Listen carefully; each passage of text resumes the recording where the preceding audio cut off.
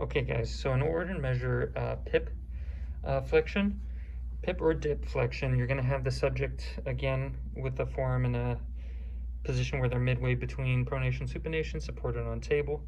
Now you're going to want to stabilize the carpals.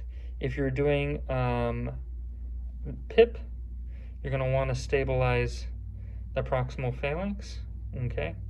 And then you're going to instruct our stationary moving arms are the same.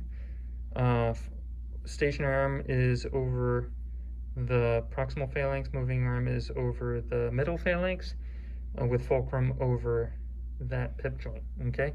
And making sure that the wrist, PIP joint, everything is in 0 degrees. You're gonna ask them to flex. Cool. Hold that right there. Okay. Now see at the end, he got a little bit more, but that's because I allowed it to get into a little bit more flexion. Okay, so stabilize. Okay, bring that. Maintain that right there. Okay. So he gets pretty close. He gets to about 80 degrees. Okay. Now, if you are doing dip flexion, you're going to need to make sure that that PIP joint is placed in about 70 degrees of flexion.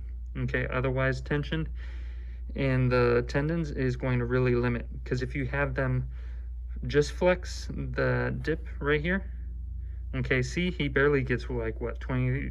Oh, okay, he's being impressive now.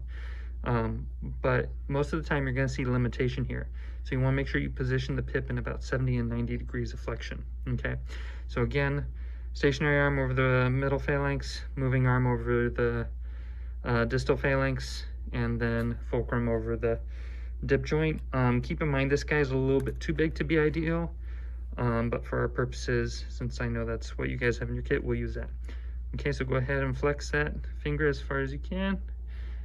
Okay, let me make sure my finger's not limiting. Perfect, hold right there. Okay, and in that position, we get about 76 degrees of dip flexion.